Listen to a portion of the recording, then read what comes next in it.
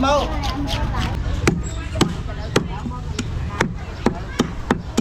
Để các bạn mọi người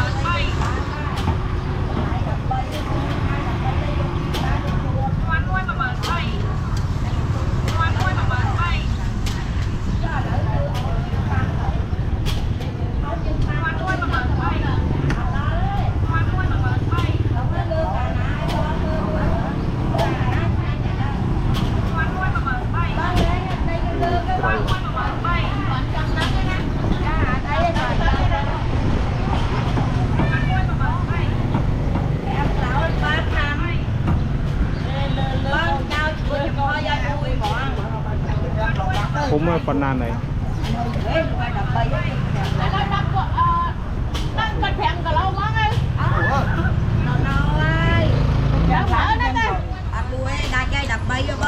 mở nó chạy xa giờ luôn đi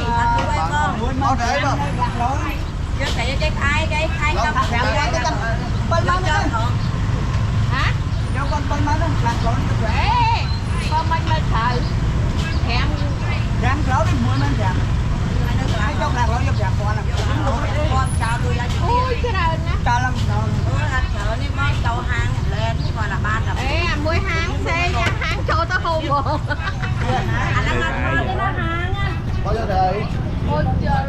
ơi bọn anh ba nhau bọn anh đang đu bọn trong nơi kia mà ba này rồi vui ta tôi vui với cái mặt nhà cho vậy đâu đi anh thấy mình nhau ta cái thấy không này chưa xa chưa đây chưa xa chưa nhưng trong ban là cái tối gì cái đầu trong ban ba luôn trong ban chạy cái này cho mẹ ra mình nè trong ban ba luôn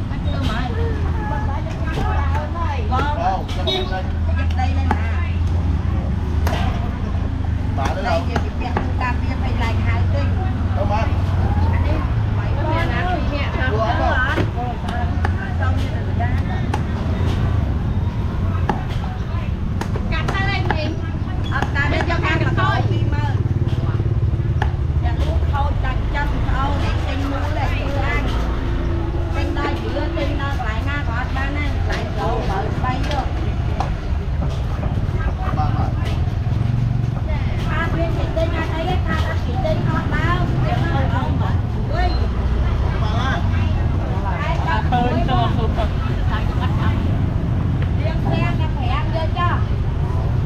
bên trái này trái bên trái này ngồi chú ngay như này à trâu thay cái này bị thơn mẹ nó thở ghê bị thơn phê chứ cái con mẹ thở ăn cái hộp tê hộp mũi ra ghê không tăng năng cái tinh máu con được tay hộp mơ hộp tê cái hộp tê ê cái bao mà cô ăn tiết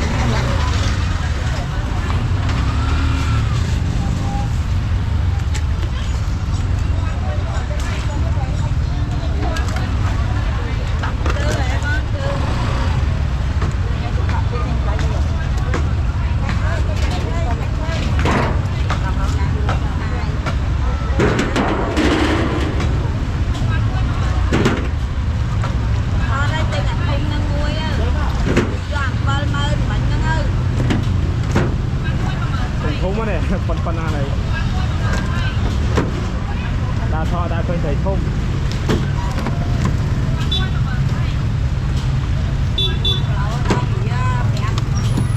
bay mà trẻ này không lẩu mà bay ăn đầu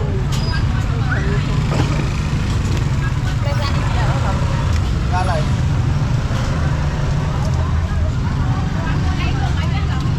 bắt vào muối tay đâm thèm á nhà thớ quê không đi muối mà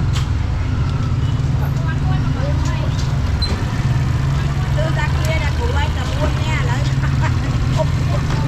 nhà thớ quê vô muối muối lẩu mà bay hết á cắt tông đang tú á bao anh muối cái vẻ muối mà quan đâm đam ai tôi quan kia ngon quan hơn muối hiểu nó là bây giờ này nó thôi thì bây giờ ai cũng chẳng được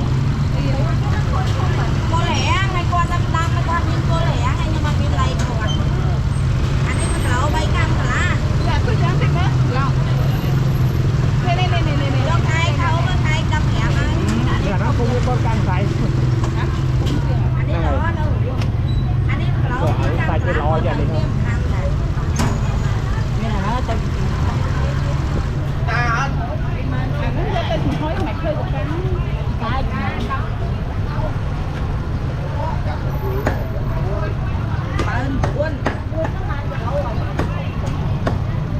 lôi riêng riêng lẩu viên con lẩu đâu lựa cha hơn là đi đâu nè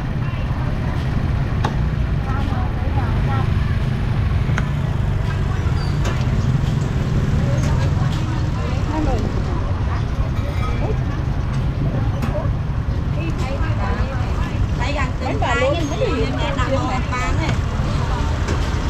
nó tự hả đi mấy tôi chưa này không hôm nay cho anh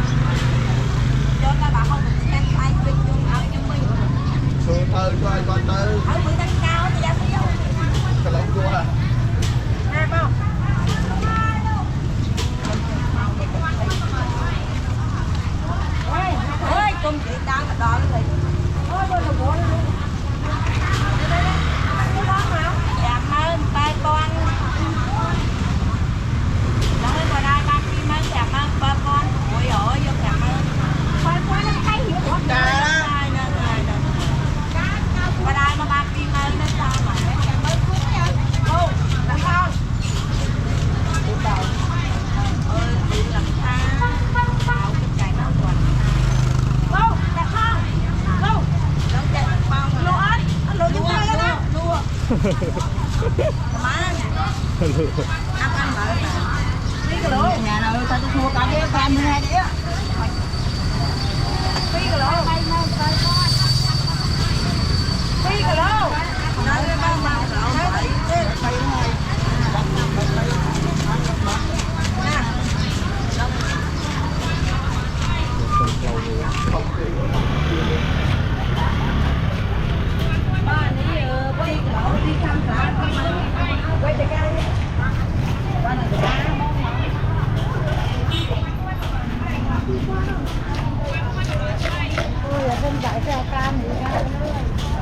Mà ăn gà nó smoke. cho vô mình on đây phần học tập mới nữa của em ha Đây của em. đi mang kim thầy giá thầy cho con nó hay tiên xuân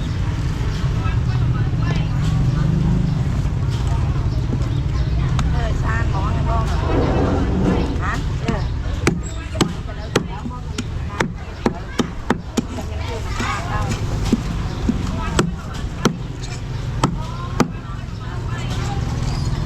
nhâm bay ra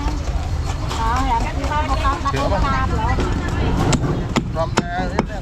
đi đâu hòa thầu ta phải lo làm rồi các bạn phải biết mua cái đấy nào á hàng ai dòng tay phải cho phải biết tay của tay hai mai cô lẻ ăn vui mai luôn mở bay ai chưa đập lẻ mới lẻ như lai thì mình đặt lai lỗ nó là 15 con sọc kia xi từng cá kia là thấy cá nó con nặng mà sai ngay nhá nó ngày trâu á cá có cái trâu lên nè bác lại kìa bác tôi với ai đi đấy bác tôi lại ăn cái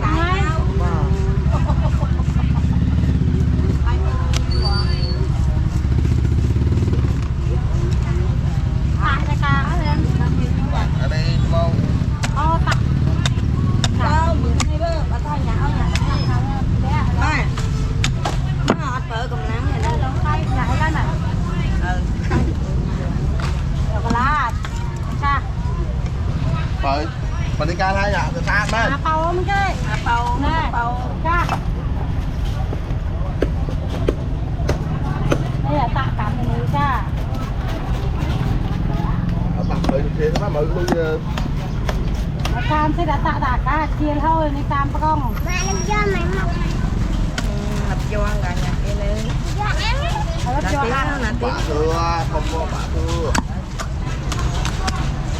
đọc lại gì đấy tiếp vào lên 15 tòn đấy đâu mua cái cà chê pin con nhé đây là nó gà gạt lại cái hoa các bà cái nào vậy ta đó không đúng không không nữa ôi là cái này mở đây rồi chua nó phải ai nữa Phần này ô nhà ông nó lụng thì nó ca nó đó. cao nhà phải xa gì lên này qua bên đi tuôn bên mình bên quả táo nữa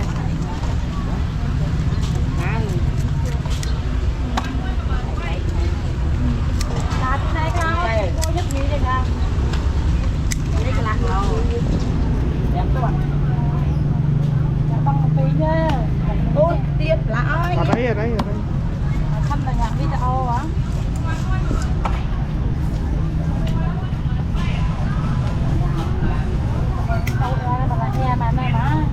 cho thì mà thơ trai ngôn của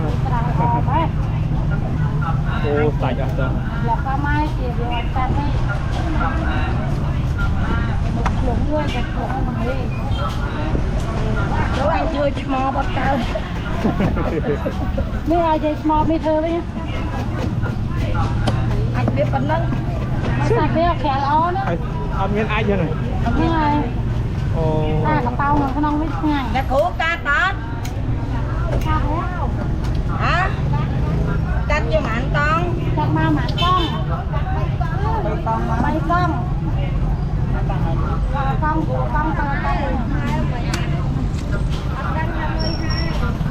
thế phủ cắt thế trong cả lẹ đây là chua là ngà nó được bảo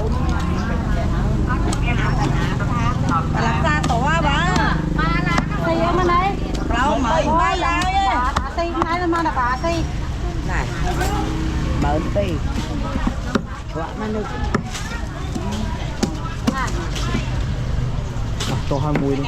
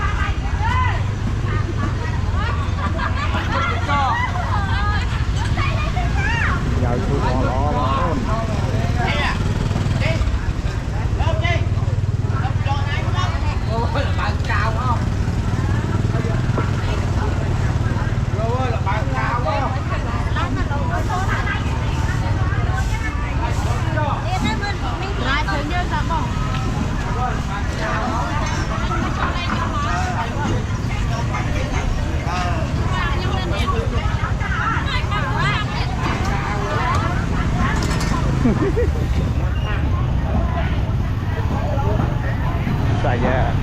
terlalu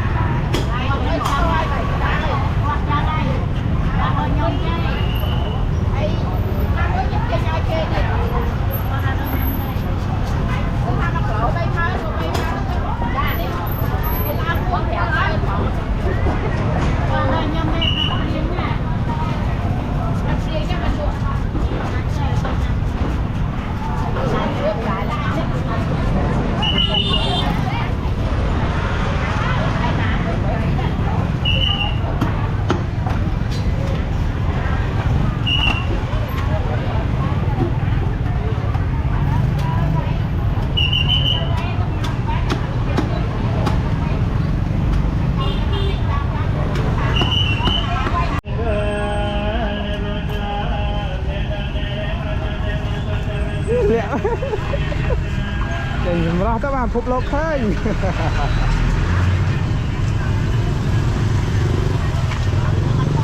Trời ơi, chả từ xa vẫn tâm tinh này. Chẳng, nó rồi Oppo thử hả? Mạn. Tinh nó nè. Tinh nó tù. Chứ mà rồi thấy muốn sao, nhưng khơi cái portal online đây kia mà rồi tay muốn á. Ôi, bọn anh nên lôi tinh tam tu ấy, tinh online thì cao. Chẳng, thấy đá tù lấy. Nhưng ấy phở, con đá internet đấy lươn đã. Chẳng. Rồi, anh ấy rem với mạn. Giọt lắm mạn đó. Ủa ấy, nhóm phùm tha rồi tinh mùi đai đó nghe, phần tay về khơi chơi lũ. Là cả nạ thắt lái với anh ấy rồi. Oppo rồi Oppo Reno phải ăn thử hết.